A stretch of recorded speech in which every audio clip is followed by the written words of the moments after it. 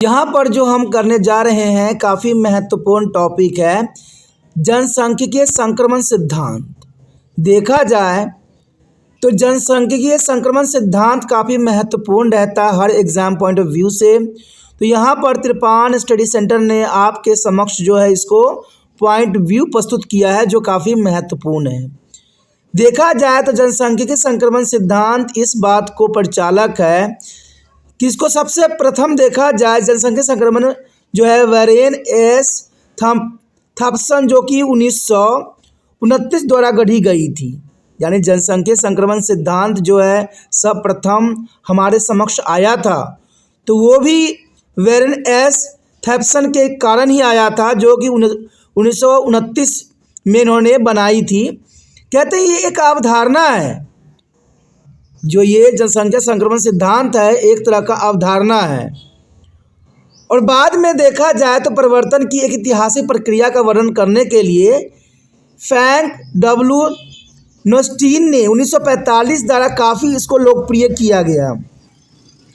यानी जब 1929 में वैरेन एस थॉम्पसन ने इसको जो है बनाया, लेकिन ये फेमस तब हुआ जब जो फ्रैंक डब्ल्यू नोस्टीन ने 1945 में इसको काफ़ी लोकप्रिय किया, जो आज की औद्योगिक सभ्यताओं और विशेष रूप से यूरोपीय में जन्म जो है मृत्यु और जनसंख्या वृद्धि के रुझान की व्याख्या करती है। देखा जाए तो जनसंख्या संक्रमण सिद्धांत कहीं ना कहीं जन्म पर, मृत्यु पर और जनसंख्या वृद्धि के रुझानों पर जो है बनाई गई, जो काफ़ी महत्वपूर्ण है। और देखा जाए तो आज के आधुनिक युग में जनसंख्या संक्रमण का सिद्धांत काफ़ी महत्वपूर्ण स्थान रखता है, क्योंकि आज जनसंख्या जिस तरह से बढ़ रहे हैं और जिस तरह से जन्म दर, मृत्यु दर और जनसंख्या वृद्धि में रुझान हमें देखने को मिला है, आने वाला समय में ये काफ़ी कष्टदायक भी सिद्ध हो सकते हैं। तो ये काफ़ी महत्वपूर्ण है। चलिए देखते हैं इसकी महत्ता और इसके गुणों को और जनसंख्या सिद्धांतों को विस्तार पूर्वक समझें। देखा जाए तो अधिकांश भाग में जनसंख्या परिवर्तन की यह प्रक्रिया 19वीं शताब्दी के अंत में शुरू हुआ था।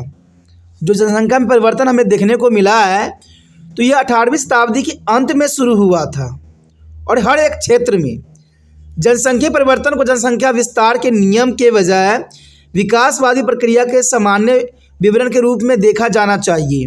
तो ये काफ़ी महत्व रखेगा कि जनसंख्या परिवर्तन को हम जनसंख्या विस्तार के नियम से जानें और इसकी बुनियादी ढांचा को जो है अध्ययन करें और इसके बारे में एनालाइज करें। अगर हम संक्षिप्त में बात करें तो यह एक सिद्धांत है जिसका उद्देश्य सार्वभौमिक सिद्धांतों की व्याख्या करना है।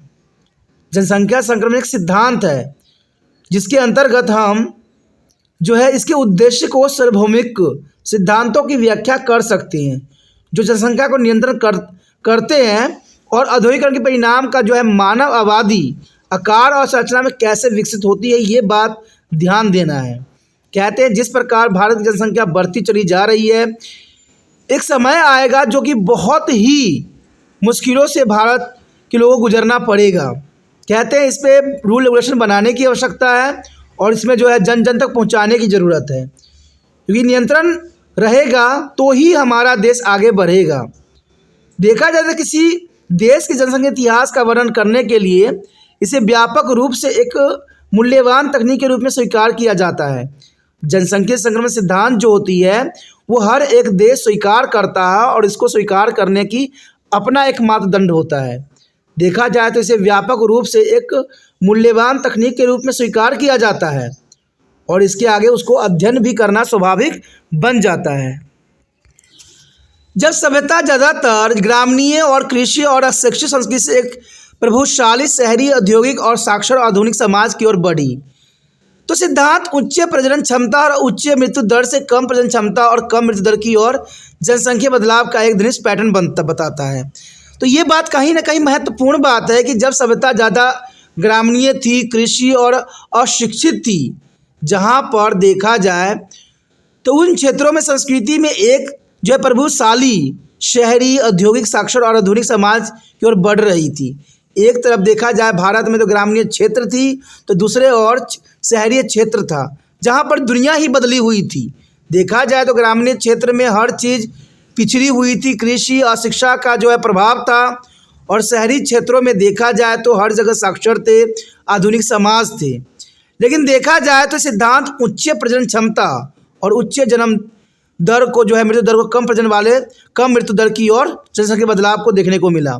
यानी देखा जाए तो इस क्षेत्रों में उच्च प्रजनन क्षमता थी, और यहाँ पर देखा जाए तो उच्च मृत्यु दर भी थी, लेकिन प्रजनन कम था। लेकिन समय के साथ देखा जाए तो बहुत से ऐसे बीमारियों पर जो है कंट्रोल पा लिया गया, जिससे मृत्यु दर कम हो गई और प्रजनन की क्षमता बढ़ती चली गई, और जिस कारण से जो है जनसंख्या में बहुत बड़ा जो है पैटर्न में हमें बदलाव देखने को मिला। देखा जाए तो इसे आम तौर पर 3 चरणों वाली प्रक्रिया के रूप में देखा जाता है, और ये महत्वपूर्ण है। देखा जाए तो प्रजनन क्षमता में गिरावट अमरता में गिरावट से पहले होती है। आगे बात कही यही जाती है कि प्रजनन क्षमता अत्यंत मृत्यु दर के बराबर हो जाएगी, और अगली बात ये कहता है कि समाज का सामाजिक आर्थिक परिवर्तन उसके जनसांख्यिकीय परिवर्तन के साथ साथ होता रहता है। तो ये कहीं ना कहीं महत्वपूर्ण है कि समाज का सामाजिक आर्थिक परिवर्तन उसके जनसांख्यिकीय परिवर्तन के साथ साथ होता रहता है। जनसांख्यिकीय संक्रमण परिकल्पना प्रमुख संक्रमण चरणों द्वारा प्रतिष्ठित होती है। तो ये काफ़ी महत्वपूर्ण बात है कि जनसांख्यिकीय संक्रमण परिकल्पना प्रमुख संक्रमण चरणों द्वारा प्रतिष्ठित होती है, और उच्च से निम्न जन्म और मृत्यु दर में बदलाव के 3 चरणों में विभाजित किया जा सकता है। और इसे देखा जाए तो अन्य शोधकर्ता जैसे हैगेट ने 1975 में से 4 या 5 चरणों में विभाजित किया है। तो इसके हम 3 चरणों को भी देखेंगे कि इसमें कौन कौन सी है, और आगे जो है हम इसके 5 चरण का भी विस्तार पूर्वक चर्चा करेंगे, जो काफ़ी महत्वपूर्ण रहेगा। अब बने रहे तिरपान स्टडी सेंटर के साथ। देखा जाए तो पूर्व संक्रमण चरण में जो है न्यूनतम जनसंख्या वृद्धि के साथ उच्च और अनियमित जन्म और मृत्यु दर होती है। देखिए ये बात काफ़ी महत्वपूर्ण है कि पूर्व संक्रमण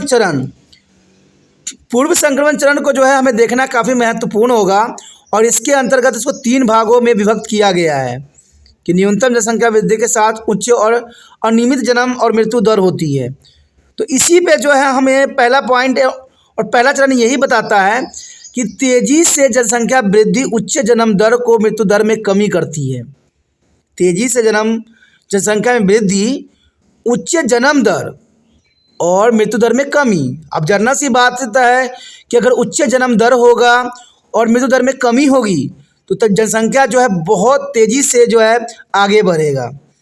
दूसरा चरण इसी बात की तरफ इशारा करता है कि कम जन्म और मृत्यु दर के कारण धीमी जनसंख्या वृद्धि, कम जन्म हो और मृत्यु दर के कारण जो है धीमी जनसंख्या में वृद्धि देखने को मिले।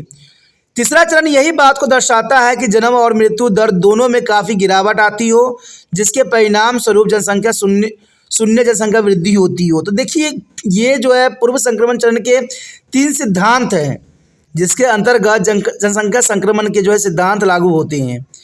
लेकिन आगे कहते हैं इसको 5 भाग में भी बांटे गए हैं। देखा जाए तो इन सब विचारों से यही आता है कि पूर्व औद्योगिक संस्कृतियों की विशेषता उच्च जन्म दर और जन्म दर के साथ स्थिर आबादी थी, और यह एक छोटी सी धारणा बनता है और जनसंख्या वृद्धि को रोकता भी है।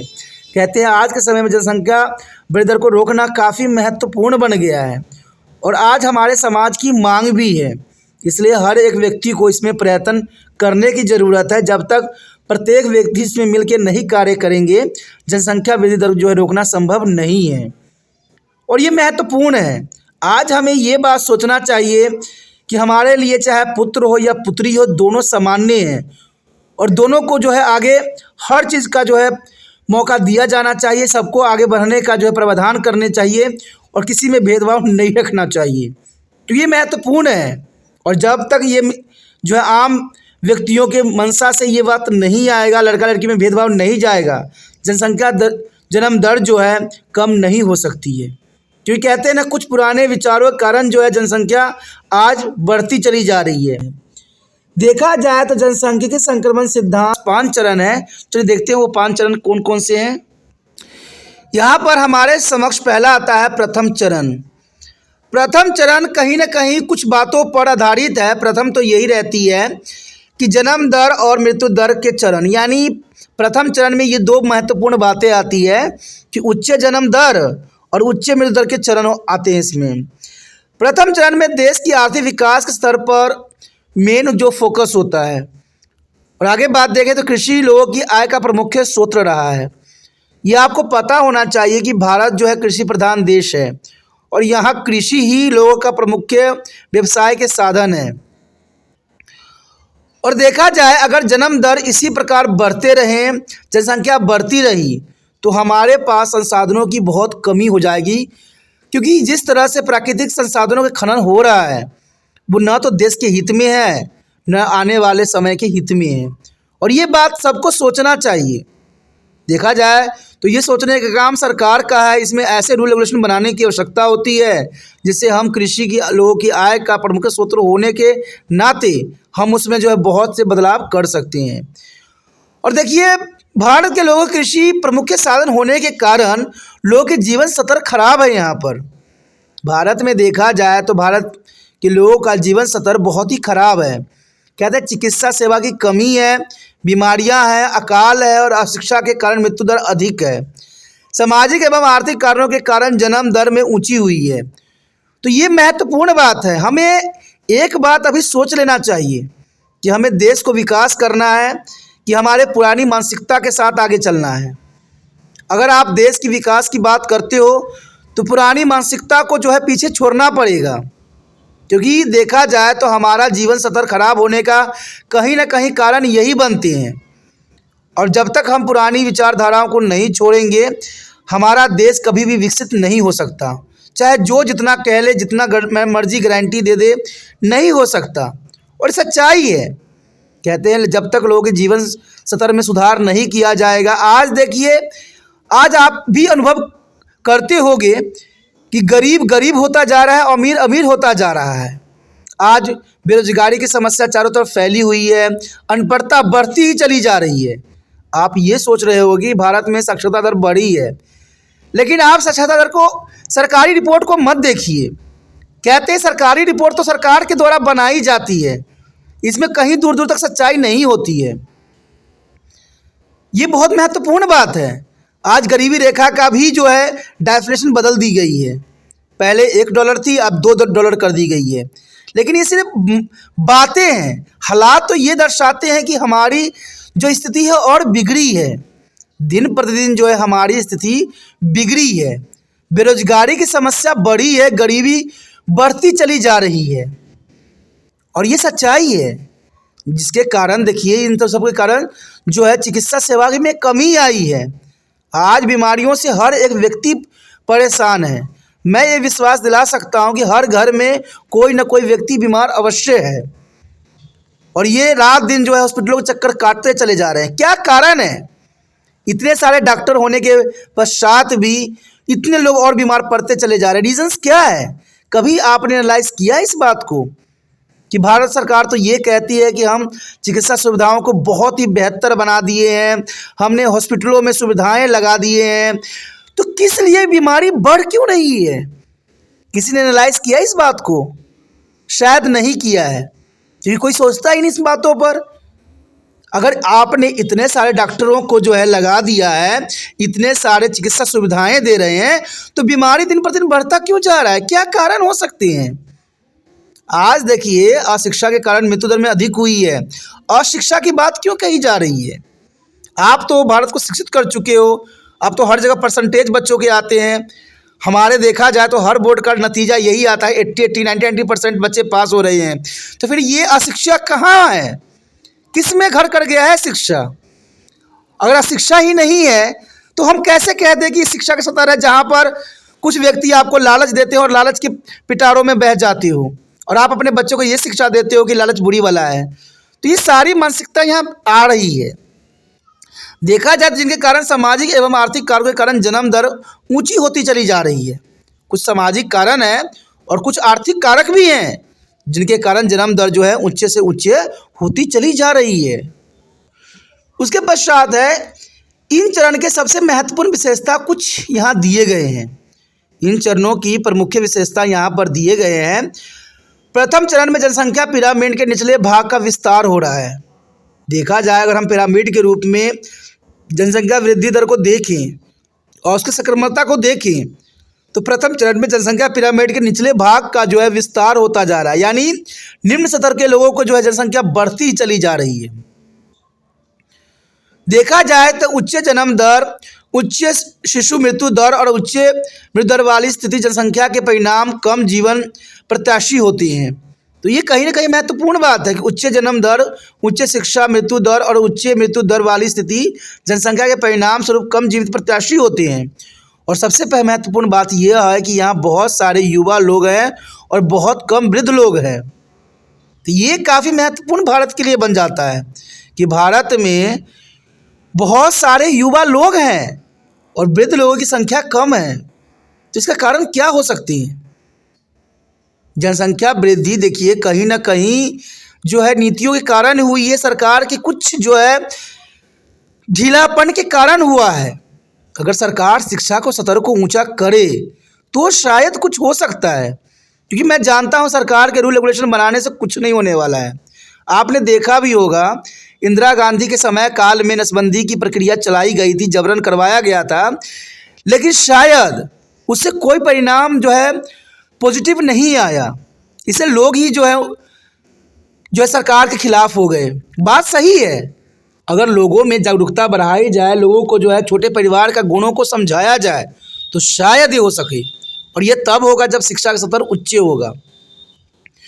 मैं त्रिपाण सेंटर ये हमेशा मानता हूँ कि भारत में जनसंख्या वृद्धि दर के कहीं ना कहीं कारण जो है ये अशिक्षा का ही प्रभाव है। आप सोचिएगा कि शिक्षा तो हर क्षेत्र में होता है, सरकार तो 8वीं क्लास तक बच्चों को सबको शिक्षा फ्री में दे रही है, आप तो इसी को शिक्षा समझोगे। लेकिन शिक्षा का वास्तविक अर्थ ये होता है कि बच्चे लिख पढ़ समझ सके। लेकिन मैं देखता हूँ कि बच्चों में आज वो विकास नहीं देखने को मिला है। आज तो न तो टीचर ढंग से पढ़ा रहे हैं न बच्चे पढ़ रहे हैं। कहीं ना कहीं कारण सरकार की जो है ढीला रवैया है। और आप सबको सबसे बड़ा सबूत तो आपके सामने यही होगा कि सीबीएसई ने आज जो है इतने सिलेबस कम कर दिए हैं। मुझे तो लगता है कि प्राइवेट स्कूल के अगर आप तीसरी चौथी की किताब देख लीजिएगा और यहाँ पर 10वीं की किताब देख लीजिएगा तो दोनों में कोई फ़र्क नहीं दिखेगा आपको। ये कैसी समस्या है और कैसा सरकार है जहाँ इस प्रकार शिक्षा के स्तर को नीचा गिराता जा रहा है? क्या आज बच्चे का दिमाग कमज़ोर पड़ गया है? मानसिकता उनकी कमज़ोर हो गई है? मुझे तो ऐसा ही लग रहा है, क्योंकि कहते हैं ना मंदबुद्धि बच्चों को ऐसी शिक्षा दी जाती है जहाँ पर उनको बहुत ही आसान पैटर्न मुहैया कराया जाता है। तो हम किस चीज़ के लिए आगे बढ़ रहे हैं? कैसे हम गारंटी दे सकते हैं विकसित भारत होने का, जब बच्चों की समझ ही छोटी रहे, वो आगे बढ़ने में नहीं रहे, 24 घंटा मोबाइल में ही लगे रहे, तो कैसे हमारा भारत आगे विकसित हो सकेगा? आज देखिए भारत में जितनी भी कंपनियां होती है सब के सब विदेशी हैं, सब के सब भारत में जो है आके भारत को लूटने पे लगे हुए हैं। ये कैसा प्रावधान है? कैसा हम विकसित बनते जा रहे हैं? देखा जाए तो आज हमारे देश में युवा लोगों की कमी नहीं है। इनको अगर एक मौका मिले, इनको रोजगार दी जाए तो संभवतः भारत सबसे महत्वपूर्ण देश बन जाएगा, लेकिन ऐसा नहीं हो रहा है। आज भारत के जो महत्वपूर्ण युवा लोग सब हैं, सबके सब विदेश जाने में रुख रखते हैं, विदेश जाने की लालसा रखते हैं, क्योंकि भारत में उनको कुछ भी नहीं नज़र आता है। भारत में तो उनको जो है डर्टी पॉलिटिकल ही नज़र आता है कि हर जगह सरकार सिर्फ वादा करती रहती है कि हमें जॉब प्रोवाइड्स करेंगे, जॉब प्रोवाइड्स करेंगे, और सारी कंपनियों को जो है प्राइवेटलाइजेशन करती चली जा रही है। और आपको तो पता ही होगा कि प्राइवेटलाइजेशन की एक खामियां होती है, वो अपनी लाभ अधिक देखते हैं और लोगों के लाभ कभी नहीं देखती हैं, न देश की भलाई देखते हैं। उनको तो अपना लाभ चाहिए। शायद ये बात सरकार को समझ नहीं है। देखा जाए तो उच्च प्रजनन दर यहाँ पर बढ़ चुकी है। धार्मिक प्रभुता वाला समाज है, क्योंकि धार्मिक प्रभुता वाला समाज, देखिए ये भी बहुत बड़ा प्रश्न चिन्ह है कि भारत धार्मिक प्रभुता वाला समाज है और इसमें कोई दो राय नहीं है। और इसका सबसे बड़ा सबूत जो है CAA है। CAA में आप देखिएगा, अगर आप रिसर्च भी नेट पे कीजिएगा तो आपको ये लगेगा कि यहाँ पर भी बहुत बड़ा भेदभाव का जो है कार्ड खेली गई है। कहते हैं अगर मान लीजिए कोई मुस्लिम अगर भारत में 2014 से पहले से रह रहा है, यहाँ पर वो कई सालों तक रहा है, क्या उसको नागरिक होने का अधिकार नहीं है? लेकिन अगर आप नेट पे रिसर्च मार के देखिएगा तो कुछ ही धर्मों को जो है CAA के रिगार्डिंग जो है उनको भारत के नागरिक मानने का अधिकार दी गई है, जो गलत है। कहते हैं कहीं ना कहीं धार्मिक प्रभुता वाला समाज है, जहाँ पर लगता है एक ही धर्म का जो है देश बन के रह गया है, जबकि हमारा संविधान ऐसा नहीं कह रहा है। हमारा संविधान तो ये कहता है कि भारत धर्मनिरपेक्ष देश है, जहाँ पर प्रत्येक धर्म को रहने का है, उनको अपना जीवन जीने का अधिकार है, कोई किसी के धर्म के साथ भेदभाव नहीं करेगा। और सबसे बड़ा प्रश्न तो ये उठता है कि अगर मान लीजिए हमारा देश में हर एक राजा ने राज किया है, मुस्लिम हो, अंग्रेज हो या किसी ने राज किया है, तो भाई तो उनका भी तो देश था ये, वो हमारे देश पे आके राज कर गए, इतना कुछ बदल के चले गए, तो उनका समय काल था, वो भी भारत के ही नागरिक कहलाएंगे। लेकिन ये बात पे कोई सरकार ध्यान नहीं दे रही है, सिर्फ अपना जो है सिक्का चलाने की कोशिश कर रही है। देखा जाए तो अर्थव्यवस्था स्थिर हो गई है और जीवन में कोई अतिरिक्त जो है निर्वाह शैली नहीं नज़र आती है। भारत में अर्थव्यवस्था जो है स्थिर हो चुकी है और जीवन की कोई अतिरिक्त निर्वाह शैली हमें नज़र नहीं देखने को मिलता है, जो काफ़ी दुखदायक है, काफ़ी विकट परिस्थिति को पैदा कर सकता है। चलिए हम इसको कुछ उदाहरणों के साथ समझें।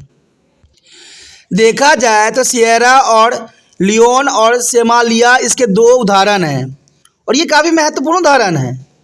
देखा जाए तो पहले चरण में उच्च जन्म दर और उच्च मृत्यु दर होती है, क्योंकि मनुष्य बीमारी और अनियमित भोजन की उपलब्धता के कारण होने वाली मौतों की भरपाई के लिए अधिक प्रजनन करता है। अब देखिए काफ़ी महत्वपूर्ण बात यहाँ पर आ गया है कि मनुष्य बीमारियों और नियमित भोजनों की उपलब्धता के कारण होने वाली मौतों की भरपाई के लिए अधिक प्रजनन करता है। इसका अर्थ ये हुआ कि यहाँ पर भारत में उनके माता पिता को ये डर हमेशा सताती रहती है कि कहीं बीमारी के कारण उनके बच्चों की मृत्यु ना हो जाए, कहीं अनियमित भोजन की उपलब्धता के कारण जो है उनके बच्चे की मृत्यु नहीं हो जाए। इसी कारण से वो 5-5 बच्चों को जन्म देते हैं।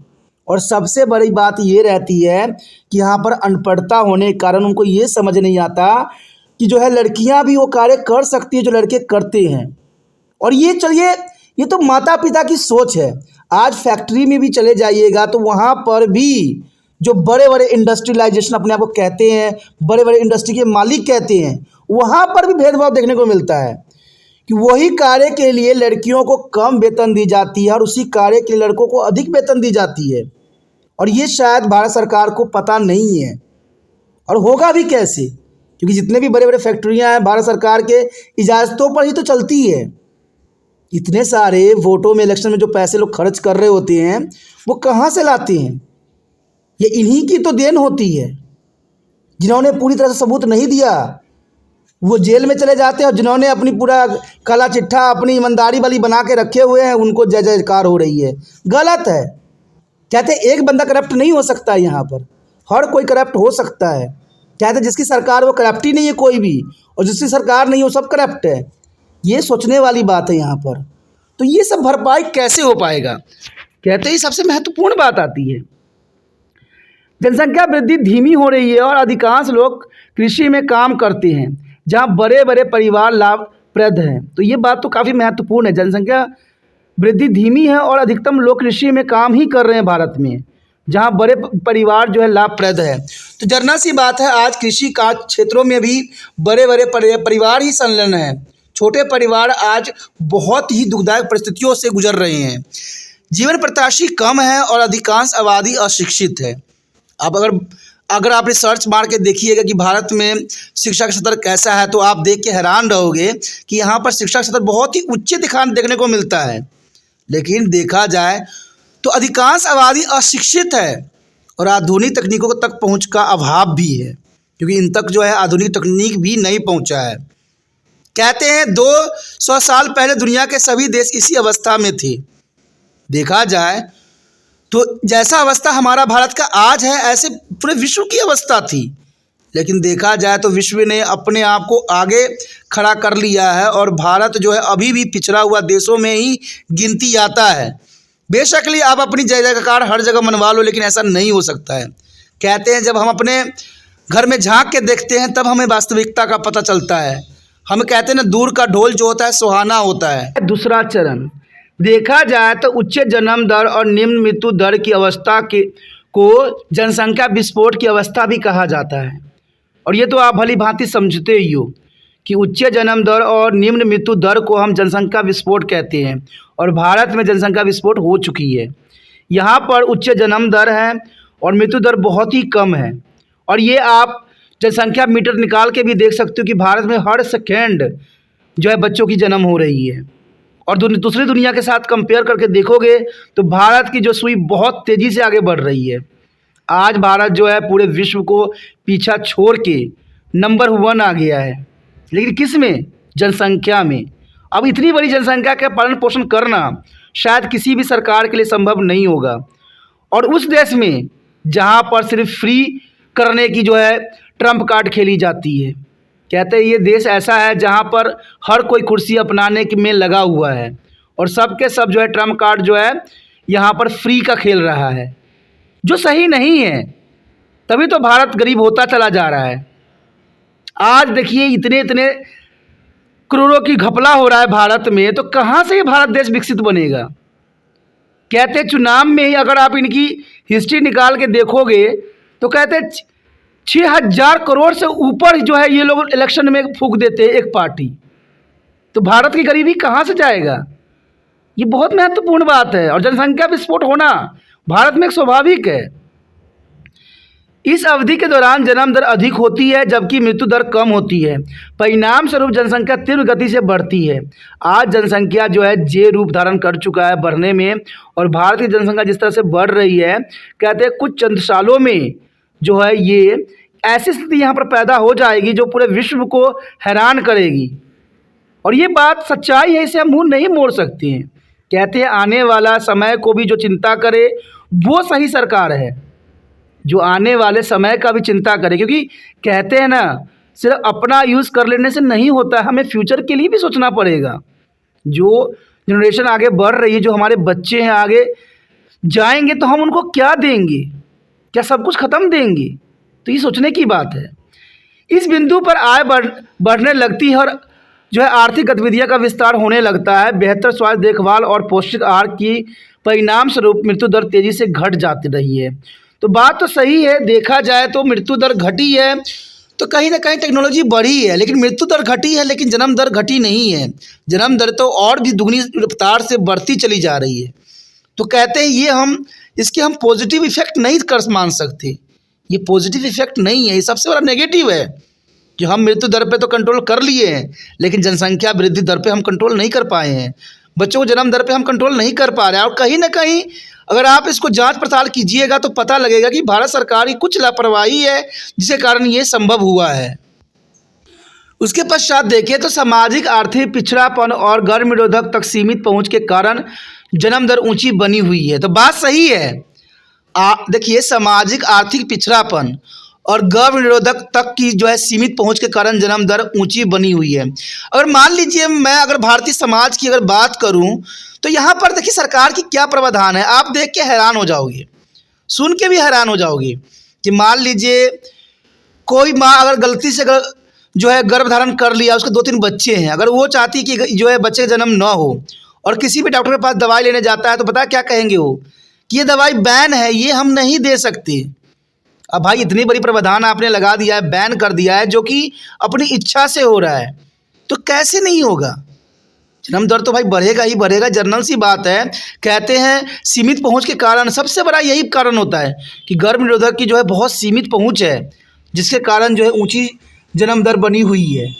इन चरणों का सबसे महत्वपूर्ण विशेषता यहाँ पर हमें मिली है और इन विशेषता को हमें देखना बहुत ज़रूरी है कि इस समय जनसंख्या पिरामिड तेज़ी से बढ़ रहा है और ये बहुत बड़ा जो है जनसंख्या संक्रमण की ओर इशारा कर रहा है। जनसंख्या वृद्धि दर काफ़ी तेज़ी से हुई है, जिससे जनसंख्या विस्फोट का नाम दे सकते हैं। मृत्यु दर में तेज़ी से गिरावट आ रही है, फिर भी ये जन्म दर जो है कम होने को नाम नहीं ले रहा है क्योंकि लोगों की मानसिकता नहीं बदल रही है। उनको जो है आज भी वो अशिक्षित है। देखा जाए तो भारत में अशिक्षित लोगों की कमी नहीं है और सबसे बड़ा सरकार की यहाँ लापरवाही है। अगर आपको मैं एक एनालाइज करके बताऊं तो आप प्राइवेट स्कूल की किताबों को देख लीजिए और वही सरकारी स्कूल की किताबों को देख लीजिए, आपको अंतर बहुत फ़र्क पड़ जाएगा और बहुत ही अंतर दिख जाएगा। सरकारियों में देखिएगा तो बच्चे को जो है एडमिशन जो होते हैं, आज छोटा सा बच्चा को 3री-4थी क्लास में डाल दिया जाता है जिनको ए फॉर एप्पल नहीं पता होता है। और प्राइवेट में देखिए सिस्टमेटिक आगे बच्चे बढ़ रहे होती हैं। तो ये क्या एजुकेशन सिस्टम है? सरकार को क्या यहाँ बदलाव करने की ज़रूरत नहीं है? मैं तो एक ही प्रश्न उठाता हूँ, अगर आपको इतनी सरकारी स्कूलों से प्यार है, इतना लगाव है, तो आप अपने बच्चों को सरकारी स्कूल में पढ़ा कर देख लो, आपको तो चैन ही उड़ जाएगा। क्योंकि आपने सिस्टम खोखला बना रखा है, सिर्फ अपना ट्रम्प कार्ड, अपने जीत के लिए जो है सरकारी स्कूल बना रखा है, जहाँ पर अनपढ़ बच्चों को जो है मैन्युफैक्चर किया जा सके। तभी तो बच्चे 8वीं 9वीं क्लास तक भी जाने के बाद उनकी ज्ञान की सही परख नहीं होती है। तो ये मुझे लगता है भारत को अनपढ़ बनाने का बहुत बड़ा साजिश रचा जा रहा है, बहुत ही। आज देखिए किताब कॉपियों की इतनी महंगाई हो गई है और सरकार कह रही है हम फ्री कर रखे हैं। किस बात की फ्री है आपके लिए? किस बात के ट्रम्प कार्ड आप लोग खेल रहे हो? देश के भविष्य के साथ खेल रहे हो, ये सही नहीं है। देश के भविष्य के साथ खेलने का किसी को अधिकार नहीं है, चाहे वो सरकार हो, चाहे कोई भी हो।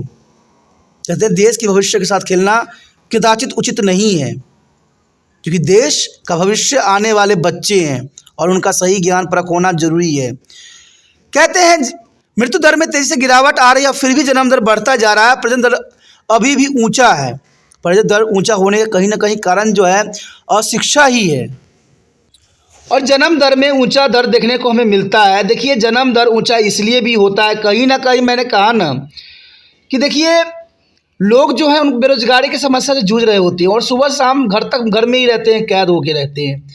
और कहते हैं ना खाली मन शैतान का घर, तो वही बात है ना कि जनसंख्या बढ़ाने में ही लगे रहेंगे। अगर इनको जॉब होती, काम होती, तो ये अपने कामों को टेंशन लेती। इनको समझ में आती कि आने वाला समय कितनी विकट परिस्थितियों को जो है सामना हर एक लोगों को करना पड़ सकता है। फिर वो अपने बच्चों के लिए सोच सकते हैं और कम बच्चे जो जन्म देने के विचार रख सकते हैं। तो यहाँ पर तो ऐसा कुछ भी देखने को नहीं मिलता है। तीव्र गति से प्राकृतिक विकास हुआ है। देखा जाए तो जिस प्रकार से प्राकृतिक विकास किया है इतनी तीव्र गति से उतना कभी भी नहीं हुआ है। शिशु मृत्यु दर कम हो रही है, बड़ी संख्या में किशोर जो है संख्या बढ़ रही है। दूसरे चरण की शुरुआत में प्रजनन क्षमता अधिक रही है, लेकिन धीरे धीरे कम होती जा रही है। इसके साथ ही दर में भी कमी आई है। तो देखा जाए तो बेशक ही जन्म दर में कमी हुई है, तो मृत्यु दर में भी कमी हुई है, जिसके कारण जनसंख्या जो है समानता श्रेणी में नहीं रह सकती है। स्वच्छता और स्वास्थ्य देखभाल सुधार के परिणाम स्वरूप मृत्यु दर में कमी आई है और इस असमानता के कारण जनसंख्या को होने वाली शुद्ध लाभ प्राप्त भी हुआ। हमारे समक्ष आया है तीसरा चरण। देखिए तीसरा चरण यही बताता है कि जन्म दर और कम मृत्यु दर में गिरावट का चरण। ये चरण जो थी जन्म दर और जो है कम मृत्यु दर में गिरावट हमें देखने को मिला है इस चरण में। तीसरे चरण में कम जनसंख्या वृद्धि दर जो है जन्म दर में गिरावट और कम मृत्यु दर के कारण भी होता है। तो ये काफ़ी महत्व रखता है कि कम जनसंख्या वृद्धि जन्म दर में गिरावट और कम मृत्यु दर के कारण होती है। देश की आर्थिक प्रगति के साथ साथ अर्थव्यवस्था में मूलभूत परिवर्तन होने लगते हैं। तो ये बात तो कहीं ना कहीं सही है कि देश की आर्थिक प्रगति अगर होती है तो साथ साथ अर्थव्यवस्था में मूलभूत परिवर्तन होने लग जाते हैं। शहरों में बड़ी आबादी एकत्र होने लगती है, लोग बड़ी परिवार के एक दायित्व को रूप में देखने लग जाते हैं। तो जर्नल सी बात है, ये तो सच्चाई हो गई है। अगर आप देखिएगा तो बड़े शहरों में आबादी एकत्र होने लग गए हैं। आज कुछ ही क्षेत्रों में शहरों में देखिएगा तो करोड़ों लोग रह रहे हैं। तो ये कहीं ना कहीं आने वाला समय में बहुत बड़ा संकट का जो है परिचालक हो सकता है। परिणाम स्वरूप जन्म दर कम होने लगती है और मृत्यु दर कम बनी रहती है। तो देखा जाए तो शहरों में बड़ी आबादी एकत्र होने का सबसे बड़ा जो है कारण ये भी बनता है कि इसमें जन्म दर कम होने लगेगी और मृत्यु दर में कमी आ जाएगी, जिसके कारण जनसंख्या बढ़ती चली जाएगी। जनसंख्या वृद्धि दर धीमी हो रही है और भारतीय जनसंख्या परिवर्तन की दौर से गुजर रहा है। देखा जाए तो भारत आज जनसांख्यिकीय परिवर्तन की दौर से गुजर रहा है और ये आने वाला समय में विकट समस्या की ओर संकेत करता है और चिन्हित करता है, जो काफ़ी महत्व रखेगा। देखा जाए तो इस चरण के जो है महत्व को भी समझना जरूरी है। चलिए विशेषता देखते हैं तीसरे चरण के। देखा जाए तो इस चरण के सबसे महत्वपूर्ण विशेषता यहाँ पर दी गई है। विशेषता यही है कि जनसंख्या पिरामिड का तीसरा चरण स्थिर है। जनसंख्या पिरामिड का तीसरा चरण जो है स्थिर है और जनसंख्या वृद्धि जो है धीमी हो रही है। जनसंख्या वृद्धि दर जो है धीमी हो रही है। कहते हैं बड़े लोगों में ये चीज़ देखने को मिली है, जो पढ़े लिखे शिक्षित हैं उनमें इस तरह के कंडीशन हमें देखने को मिल रहा है। जन्म दर तेजी से गिर रही है और प्रजनन दर में गिरावट देखने को मिला है। मृत्यु दर धीरे धीरे कम हो रही है और जन्म दर मृत्यु दर के करीब आ गई है। तो काफ़ी महत्वपूर्ण बात है। तो ये तीसरी चरण की बात यहाँ पर किया जा रहा है और तीसरे चरण आप समझ सकते हो कि ये बड़े लोगों का समूह होता है, जो पढ़े लिखे वर्ग होता है, और तीसरे समूह में गिरावट होना एक स्वाभाविक बात बनता है। देखा जाए तो लंबी जीवन प्रत्याशा अब काफ़ी महत्वपूर्ण आ गया है। वरिष्ठ नागरिकों की बढ़ती जनसंख्या, अब वरिष्ठ नागरिकों की जनसंख्या बढ़ रही है, तो देखा जाए तीसरी चरण में जो है इस तरह के प्रावधान हमें देखने को मिलता है कि यहाँ वरिष्ठ नागरिकों की जो है बढ़ता जनसंख्या। लेकिन अगर आप देखिएगा तो प्रथम और द्वितीय चरण में हमें ऐसा कुछ भी देखने को नहीं मिला, वहाँ पर जनसंख्या बढ़ती चली जा रही। तो कहीं ना कहीं यहाँ पर जो है आम जनमानस की जनसंख्या बढ़ती चली जा रही। जो पढ़े लिखे हैं, समझदार हैं, जिनका खान पान रहन सहन अच्छा है, उनके जन्म दर संख्याओं में काफ़ी गिरावट देखने को मिला है, जो कि हमें यहाँ पर तीसरा चरण भी बखूबी बता रहा है। अब चलिए चौथे चरण पे जो है नज़र डालें। देखिए हमारे समक्ष पिरामिड का जो है चौथा चरण आ गया है। कहते हैं चौथा चरण जो होती है उसमें निम्न जन्म दर और निम्न जो है मृत्यु दर के चरण देखने को मिलता है, क्योंकि ये वो लोग होते हैं जिनका जीवन स्तर उच्च होता है। चौथे चरण में जनसंख्या स्थिर आती है जब जन्म दर कम और मृत्यु दर कमी हो जाती है। तेजी से आर्थिक प्रगति के परिणाम स्वरूप इस स्तर पर लोगों का जीवन स्तर नाटकीय रूप से बढ़ जाता है। यानी देखा जाए तो चौथे चरण में वो लोग आते हैं जो काफ़ी महत्वपूर्ण अपना स्थान समाज में निभाते हैं और इनका जीवन स्तर उच्च होती है। इसलिए देखा जाए तो इनमें जन्म दर भी कम होती है और मृत्यु दर भी कम होता है। जीवन गुणवत्ता की दृष्टि से परिवार का आकार का अधिकतम महत्व रहता है, यानी इनके परिवार जो होते हैं बहुत ही छोटे होते हैं। इनमें अधिक जनसंख्या बढ़ाने की कोई प्रावधान नहीं होता है, इसलिए इनका जीवन स्तर उच्च रहता है। कहते हैं कहीं ना कहीं हमें प्रथम और द्वितीय का जो है सबसे अधिक चिंता होती है। कहते हैं तीसरा, चौथा और पांचवा चरण जो है काफ़ी महत्वपूर्ण है, और यहाँ पर जो है सबसे कम जनसंख्या इन्हीं तीनों चरणों में ही निवास करती है। सबसे अधिक जनसंख्या जो है प्रथम और द्वितीय चरण में निवास करती है, तो वहाँ पर जो है सबसे बड़ा खतरा का सबब बनता है। चलिए अब हम चौथे चरण के कुछ विशेषताओं पर भी नज़र डालें। देखा जाए तो इस चरण की सबसे महत्वपूर्ण विशेषता यहाँ पर दी गई है। इस चरण की विशेषता यही है कि जनसंख्या पिरामिड सिकुड़ रहा है। यहाँ पर जनसंख्या पिरामिड जो है सिकुड़ रही है। कहीं ना कहीं यहाँ पर जनसंख्या बहुत ही कम है। जनसंख्या वृद्धि दर जो है स्थिर या सुस्त पड़ चुका है, क्योंकि जनरल सी बात है ये उन लोगों का समाज है जो उच्च स्तर में अपना जीवन यापन करते हैं, जिनके पास सुख सुविधाओं की कमी नहीं है, वो हर तरह से लग्जरी जीवन जी रहे हैं। तो इनमें जो है जनसंख्या वृद्धि दर बहुत ही कम देखने को मिला है, क्योंकि इनका ये मानना होता है अगर जनसंख्या वृद्धि दर बढ़ेगी तो इनका जो है लाइफ स्टाइल ख़त्म हो जाएगा। इसीलिए ये लोग इस बात को समझते हैं। जन्म दर भी कम है, मृत्यु दर भी इसमें कम है, और लंबी जीवन प्रत्याशा भी है। जन्म दर लगभग मृत्यु दर के बराबर यहाँ पर देखने को मिलता है। तो देखा जाए तो चौथा चरण काफ़ी महत्वपूर्ण है। यहाँ पर इवन अगर हम ध्यान दें तो कहते हैं प्रजनन दर जो है 2.1 के करीब या उससे भी यहाँ पर कम देखने को मिलता है, और बहुत सारे बुजुर्ग लोग इसमें सम्मिलित होते हैं, क्योंकि इनका जीवन स्तर उच्च रहता है और इसमें सारे बुजुर्ग लोग जो है रहते हैं। तो देखा जाए तो ये काफ़ी महत्वपूर्ण चरण है। चलिए देखते हैं पाँचवा और आखिरी जो कि पिरामिड का हमारा पाँचवा स्तर है। यहाँ पर हमारे समक्ष आ गया है पाँचवा चरण। कहते हैं पाँचवा चरण काफ़ी महत्वपूर्ण है जनसंख्या का।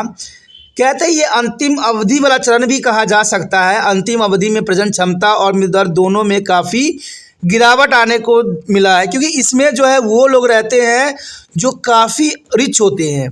जनसंख्या या तो स्थिर है या लगातार बढ़ रही है। इसमें जनसंख्या शहरीकृत, साक्षर और तकनीकी रूप से उन्नत हो रही है, और परिवार का आकार जानबूझकर ये सीमित करते जा रहे हैं, क्योंकि अपनी लग्जरी जीवन ये नहीं खो सकते हैं। इसलिए देखा जाए तो जानबूझकर जनसंख्या में जो है ये परिवर्तन करते हैं। यह दर्शाता है कि मनुष्य अविश्वसनीय रूप से अनुकूलन है और अपनी प्रजनन क्षमता की समायोजित करने में भी सक्षम रहे हैं। पाँचवा चरण जो है काफ़ी महत्वपूर्ण है, और पाँचवें चरण में वो लोग आते हैं जो उच्च कोटि के होते हैं, जो आज के समाज का मुख्य परिचालक होते हैं। विभिन्न राष्ट्र अब जो है जनसंख्या परिवर्तन के विभिन्न चरणों में है। जनसंख्या संक्रमण सिद्धांत काफ़ी महत्वपूर्ण है, इसके चरण भी काफ़ी महत्वपूर्ण थे, लेकिन बहुत से विचारकों ने इसकी आलोचना भी किया है, तो आलोचना पर भी हमें प्रकाश डालना काफ़ी महत्वपूर्ण रहेगा। यद्यपि जनसंख्या परिवर्तन के विचार को जनसंख्या विवाद द्वारा बड़े पैमानों पर प्रशंसा की गई है, लेकिन इस पर गंभीर सवाल भी उठाए गए हैं। जनसंख्या देखा जाए तो ये जनसंख्या संक्रमण सिद्धांत काफ़ी महत्वपूर्ण है। इसको चरणों में विभक्त किया गया है, तो ये काफ़ी महत्वपूर्ण है। बहुत लोगों ने इसकी प्रशंसा किया है, लेकिन इस पर जो है उंगली उठाने वालों की कमी नहीं है। कुछ आलोचक तो यहाँ तक कह गए हैं कि इसे सिद्धांत नहीं कहा जा सकता। कई आलोचकों ने तो यहाँ तक कहा गया है कि भाई ये सिद्धांत नहीं हो सकता है। देखा जाए तो जनसंख्या संक्रमण चरणों के आवश्यक रूप से क्लानुकृत क्रम में नहीं दिखाया गया है। तो देखिए, अपने विचारधारा है। अगर हमने यहाँ पर 4-5 चरणों की अगर विशेषताओं को ध्यान दिया है तो ये काफ़ी महत्वपूर्ण बात है। देखा जाए तो समाज सुरक्षा प्रणाली की आपसी के कारण रूस के अलावा पूर्व यूएसएसआर देश में मृत्यु दर में वृद्धि देखी गई है, और जनसंख्या सिद्धांत के दूसरे और तीसरे चरण में जनसंख्या संक्रमण के पहले चरण में प्रवेश किया है। तो इसमें कोई दो राय नहीं है। देखा जाए तो देखिए, बात कोई भी जैसा भी हो, आलोचकों की कमी नहीं होती है, वो अपना विचारधारा रखते हैं। और यही बात यहाँ पर आलोचक कह रहे हैं कि अगर हम देखें तो रूस के अलावा पूर्व जो है यूएसएसआर देशों में मृत्यु दर में वृद्धि देखी गई है, यानी मृत्यु दर उन विकसित देशों में भी देखने को हमें मिला है। और जनसंख्या सिद्धांत के दूसरे और तीसरे चरण जो काफ़ी संक्रमित है, पहले चरण में प्रवेश कर गया है। तो ये तो हमने देखा भी है कि पहले चरण में जो है काफ़ी संकटों का सामना किया जा रहा है, और ये पहला चरण जो है आम व्यक्तियों का है, जिसका काफ़ी संक्रमण हमें देखने को मिला है। और पिरामिड का जो पहला स्तर है वो काफ़ी चौड़ी होती चली जा रही है। सबसे पहले और सबसे महत्वपूर्ण यह परिकल्पना केवल ताथमिक डाटा या यूरोप, अमेरिका और ऑस्ट्रेलिया के अनुभव पर आधारित है।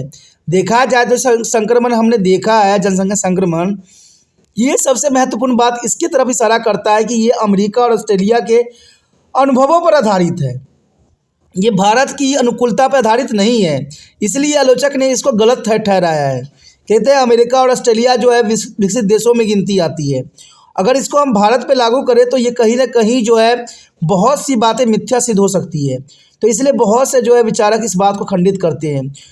दूसरा यह कि यह अनुमानित नहीं है, यानी पूर्वानुमान नहीं लगाया गया है, और इसके चरण खंडित और अपरिहार्य है। देखा जाए तो इसमें अनुमानित नहीं लगाया गया है, सही सटीक अनुमान इसमें देखने को हमें नहीं मिला है। तीसरा जो है चरण मनुष्य की तकनीकी खोजों का महत्व रखता है, विशेष रूप से चिकित्सा के क्षेत्रों में मृत्यु दर की धीमी करने की उनकी क्षमता के संदर्भ में अंतर्निहित नहीं किया जा सकता है। अगर देखा जाए तो विदेशों की टेक्नोलॉजी जो है भारत की टेक्नोलॉजी से कहीं बेहतर है, और वहाँ पर जनसंख्या जो है नियंत्रण भी होना एक आम बात हो गई है। चौथी बात ये रहता है, यहाँ न तो प्रजनन क्षमता में कमी की प्रक्रिया कोई बुनियादी स्पष्टीकरण प्रदान किया गया है, और न ही से महत्वपूर्ण जो है चर की पहचान करता है। यानी देखा जाए तो यहाँ पर प्रजनन क्षमता में कमी की प्रक्रिया को बुनियादी स्पष्टीकरण नहीं किया गया है, बुनियादी तौर पर यहाँ पर स्पष्ट नहीं किया गया है, और इसके जो है चरणों को भी पहचाना नहीं किया जा सका है, इसलिए आलोचकों ने इसको आलोचना किया है। पांचवी यह बात है कि यह किसी देश के एक स्तर से दूसरे स्तर तक जाने के लिए कोई समय सीमा प्रदान भी नहीं किया गया है, कि एक स्तर से दूसरे स्तर पर जाने के लिए कोई समय सीमा भी इसमें निर्धारित नहीं किया गया है, इसलिए बहुत से आलोचकों ने इसको गलत ठहराया है। पांचवी बात ये रहती है कि दुनिया के उभरते देशों के लिए अच्छा संकेत नहीं है। जो हमने यहाँ पर जनसंख्या संक्रमण के सिद्धांतों का एनालाइज किया है, वो देखा जाए तो उभरते देशों के लिए अच्छे संकेत नहीं दिखा रहे हैं। जहाँ हाल ही में मृत्यु दर में नाटकीय गिरावट के कारण असाधारण जनसंख्या वृद्धि दर देखी गई है, और देखने को ही मिला है। भारत इसका सबसे अच्छा एग्जाम्पल है, जहाँ पर मृत्यु दर में गिरावट तो आई है, लेकिन असाधारण रूप से जनसंख्या वृद्धि भी हमें देखने को मिला है। इन रचनाओं में खामियां और बावजूद जनसंख्या संक्रमण सिद्धांत समानवीकरण के वृहद स्तर पर दुनिया के जनसंख्या से इतिहास का जो है पर्याप्त चित्रण देता है। तो देखा जाए तो ये देखिए, इतनी आलोचना होने के बाद भी जनसंख्या संक्रमण सिद्धांत जो है काफ़ी महत्वपूर्ण है, और पूरे विश्व को जो है एक चित्र प्रस्तुत करने के लिए प्रत्यक्ष है। प्रत्येक राष्ट्र के लिए संक्रमण प्रक्रिया के पश्चिम में जनसंख्या प्रवृत्ति के अध्ययन से भी उत्पन्न एक अनुभवजनक और सामाजिकरण के रूप में समझा इसे जा सकता है। तो ये काफ़ी महत्वपूर्ण है। चलिए इसी के साथ हम इसका जो है कोलिनिज्म यानी इसका महत्व भी समझे, इसके हम एनालाइज करके देखें कि क्या रिजल्ट इसका आ सकता है। अब देखिए, इन सब बातों को अगर हम निष्कर्ष के रूप में देखें, हमने यहाँ पर जनसंख्या संक्रमण सिद्धांत की हर बात पे, हर एक पहलू पर विस्तारपूर्वक चर्चा किया है, और हर एक चरण का जो है हमने एनालाइज किया है। तो ये निष्कर्ष यही निकलता है कि जनसांख्यिकी एक ऐसा अनुशासन है जो सिद्धांत पर हल्का है लेकिन मात्र निर्धारण पर लंबा है। अगर हम इसको निर्धारित करें तो बहुत लंबा ये जा सकता है। फिर भी जनसांख्यिकी में सामाजिक विज्ञान में सबसे अच्छी तरह से जो है परिलेखित जो है सामान्यीकरण में से एक जन्म दिया है जनसांख्यिक संक्रमण। जनसंख्या संक्रमण परिकल्पना आर्थिक विकास और जनसंख्या वृद्धि दर के बीच के संबंधों की जांच करता है। तो देखा जाए तो काफ़ी महत्वपूर्ण निष्कर्ष निकल रहा है कि जनसंख्या संक्रमण की परिकल्पना जो है आर्थिक विकास और जनसंख्या वृद्धि दर के बीच के संबंधों को जांच करता है। इवन देखें तो यह वृद्धि और विकास प्रक्रिया के संबंध में जन्म और मृत्यु दर के साथ साथ जो है जनसंख्या वृद्धि दर में भी उतार चढ़ाव की जांच करता है, क्योंकि जिस प्रकार से हमें जनसंख्या में उतार चढ़ाव देखने को मिला है वो काफ़ी महत्वपूर्ण बात आती है। हमने देखा कि पहले और दूसरे में जनसंख्या वृद्धि दर की पिरामिड जो है चौड़ी होती चली जा रही है, लेकिन हम तीसरे से जो है कम होने के जो है आसार लगा सकते हैं और तीसरे, चौथे और पाँचवें में जो है बहुत कम हुए हैं। लेकिन देखा जाए तो हमें सबसे बड़ा चिंता का विषय पहला और दूसरा है, जहां पर आम गरीब व्यक्ति, आम लोग जो है रह रहे हैं, जिनमें शिक्षा स्तर जो है बहुत ही नीचा है। बेशक सरकार कहती है कि हम प्राथमिक शिक्षा सबको दे रहे हैं, लेकिन कहीं ना कहीं यहाँ पर शिक्षा जो है फेल होता हुआ ही नज़र आ रहा है। तो ये काफ़ी महत्वपूर्ण निष्कर्ष है, बहुत काफ़ी महत्वपूर्ण बात है। अगर दोस्तों आपको समझ में यह आ गया, अच्छा लगा, अगर चाहते हो कि और भी वीडियो आपको इसी प्रकार प्राप्त होता रहे तो जितना हो सके इस वीडियो को शेयर करें, क्योंकि शेयर ही दूसरे बच्चों का केयर है और ये भावना आपके मन से जाना नहीं चाहिए। इसलिए सोचिए नहीं, जितना हो सके शेयर कीजिए। और शेयर करने के लिए कुछ नहीं करना होता है, यूट्यूब से लिंक को कॉपी करना होता है और व्हाट्सएप एड्रेस पर लगाना होता है। जैसे जो भी आपके कॉन्टैक्ट में बच्चे होंगे जिनको समझना होगा, जरूर समझेंगे, जरूर देखेंगे और वो आपको ज़रूर शुक्रिया अदा करेंगी। तो ये काफ़ी महत्वपूर्ण बन जाता है। अगर पहली बार मेरे चैनल पे आए हो, पहली बार वीडियो देख रहे हो, समझ में आ रहा है, अच्छा लग रहा है और चाहते हो और वीडियो आपको इसी प्रकार प्राप्त होता रहे, तो दोस्तों अभी चैनल को सब्सक्राइब करके मोबाइल में सेव करें। और सेव करना इसलिए भी ज़रूरी है क्योंकि आपको पता होगा कि तिरपान स्टडी सेंटर 6th क्लास से लेके MA तक के बच्चों के लिए महत्वपूर्ण चैनल है और ये सारे वीडियो आपको प्लेलिस्ट पे बहुत ही आसानी से प्राप्त हो जाएगा।